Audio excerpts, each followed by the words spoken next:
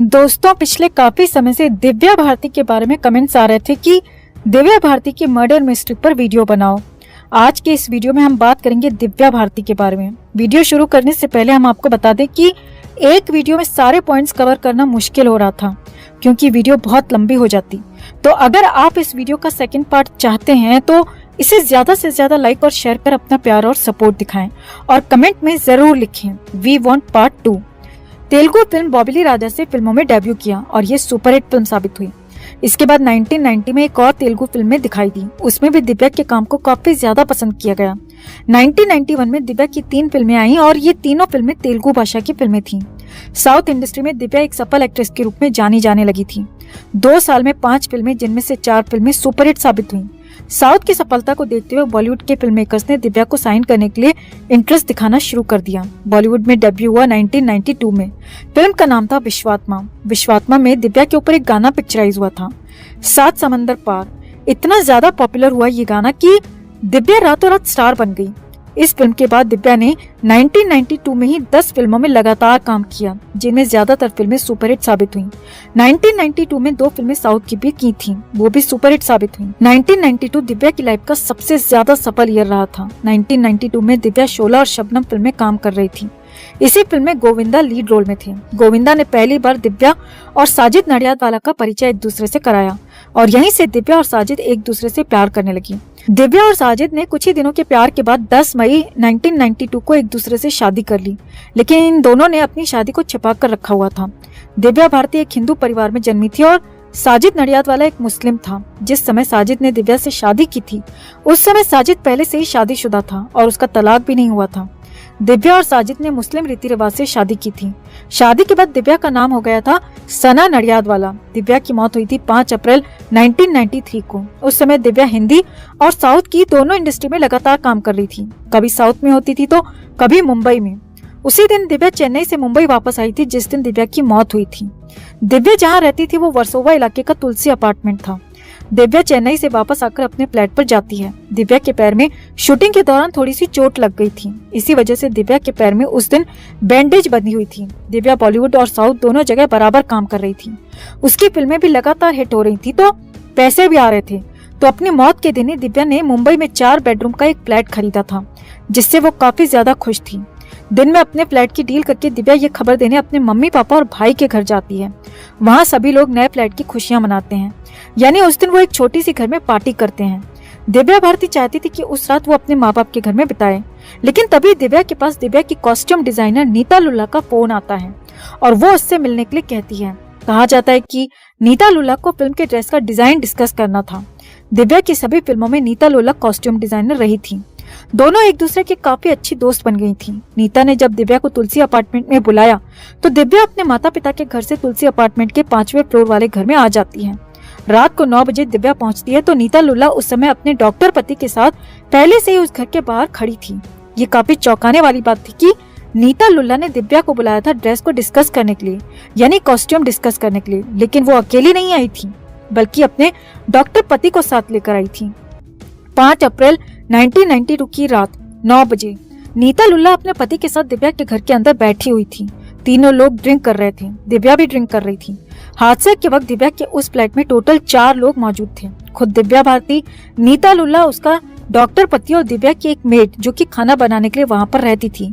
दिव्या की नौकरानी बचपन से ही दिव्या के साथ थी, यानी वो पहले तो दिव्या के माता पिता के घर में काम करती थी, लेकिन बाद में जब दिव्या मुंबई आ गई तो वो दिव्या के साथ मुंबई में ही रहने लगी। ये टोटल 4 लोग हादसे के वक्त दिव्या के घर में मौजूद थे। ड्रिंक करते हुए और बातें करते हुए इन लोगों को लगभग 11 बज गए। 11 बजे तक ड्रिंक करते करते सभी लोग काफी नशे में होते हैं, खासकर दिव्या भारती। 11 बजे दिव्या भारती किचन में जाती है जहाँ मेड स्नैक्स और खाना बना रही थी। उसी किचन में एक विंडो थी जो पार्किंग की साइड में खुलती थी। उस विंडो में खास बात ये थी कि उसमें लोहे की ग्रिल नहीं लगी हुई थी। आमतौर पर मुंबई में विंडोज में लोहे की ग्रिल लगी होती है, साथ में ग्लास भी लगे होते हैं। दिव्या के पूरे फ्लैट में जो भी विंडोज थी उनमें लोहे की ग्रिल लगी हुई थी, सिर्फ इसी विंडो में लोहे की ग्रिल नहीं थी। 11 बजे दिव्या किचन में जाती है और मेड जो खाना बना रही थी उससे बात करने लगती है। बात करते करते दिव्या उस विंडो पर बैठ जाती है जिसमें बिल्कुल रोक नहीं थी, यानी वो पीछे की तरफ बिल्कुल खुली हुई थी। वो जो विंडो की दीवार थी वो लगभग 12 इंच की दीवार थी। दिव्या की कमर बाहर की तरफ यानी आसमान की तरफ थी और मुंह उसका अंदर किचन की तरफ था।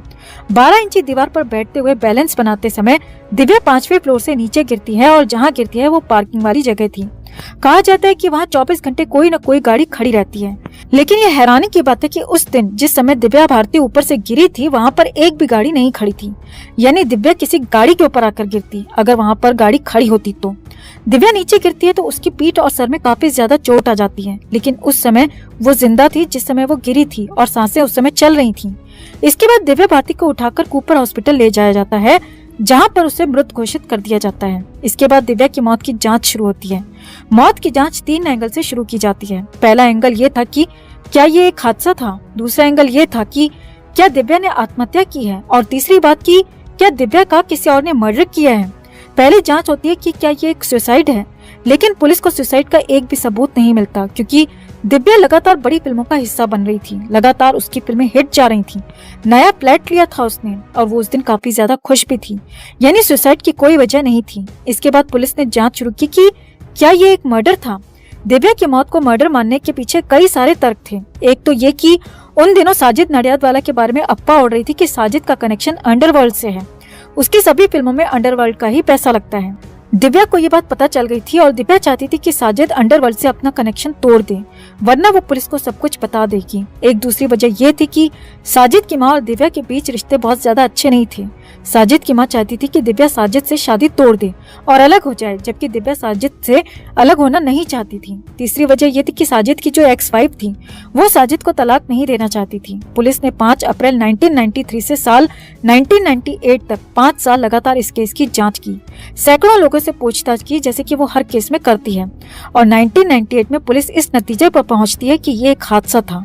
दिव्या नशे में धुतती और नशे में दिव्या विंडो पर बैठने के चक्कर में नीचे गिर जाती है और उसकी मौत हो जाती है। पुलिस ने अपनी जांच में बहुत सारे पॉइंट्स को नजरअंदाज किया था। पॉइंट नंबर 1, दिव्या जिस विंडो पर बैठने की कोशिश कर रही थी, ग्रिल तो उसमें थी नहीं, लेकिन एक ऑटो स्टॉपर लगा हुआ था। ऑटो स्टॉपर ये होता है दोस्तों कि अगर विंडो को बाहर की तरफ खोला जाता है या धकेला जाता है, यानी धक्का देने का प्रयास किया जाता है, तो वो स्टॉपर अपने आप अंदर की तरफ धक्का देता है। यानी अगर उस ऑटो स्टॉपर की तरफ पीठ टिकाई जाए तो वो बाहर की तरफ खुलती नहीं है, बल्कि अंदर की तरफ प्रेशर डालती है। लेकिन जिस दिन दिव्या भारती उस विंडो से गिरी या गिराई गई, उस दिन उस विंडो का एक नट बोल्ट खुला हुआ था, यानी उसका जो एक बोल्ट होता है वो पूरी तरह से लूज था। यानी दिव्या की पीठ विंडो से टच होते ही विंडो ने अंदर की तरफ उसे धकेला नहीं, क्योंकि उसका एक नट बोल्ट खुला हुआ था, तो विंडो बाहर की तरफ को खुल जाती है, जिससे दिव्या सीधे पार्किंग में गिरी और उसकी मौत हो गई। पॉइंट नंबर 2, तुलसी अपार्टमेंट के पार्किंग में 24 घंटे कोई न कोई गाड़ी खड़ी रहती है, लेकिन हादसे के वक्त उस पार्किंग में एक भी गाड़ी खड़ी नहीं थी, वो भी रात के समय। जबकि रात के समय में अक्सर देखा जाता है कि पार्किंग में सबसे ज्यादा गाड़ियां खड़ी होती हैं, और गाड़ियां खड़ी होनी भी चाहिए, क्योंकि रात में हर कोई ऑफिस से घर आ जाता है, अपने बिजनेस से घर आ जाता है, और गाड़ियां घर के बाहर खड़ी होती हैं। तो फिर क्या कारण था कि उस रात वहां पर एक भी गाड़ी नहीं खड़ी थी। पॉइंट नंबर 3, नीता लुल्ला जो कि कॉस्ट्यूम डिजाइनर है, उसे कथित रूप से दिव्या भारती के साथ कॉस्ट्यूम को लेकर डिस्कस करना था। फिर वो अपने पति को साथ लेकर दिव्या के घर क्यों आई थी।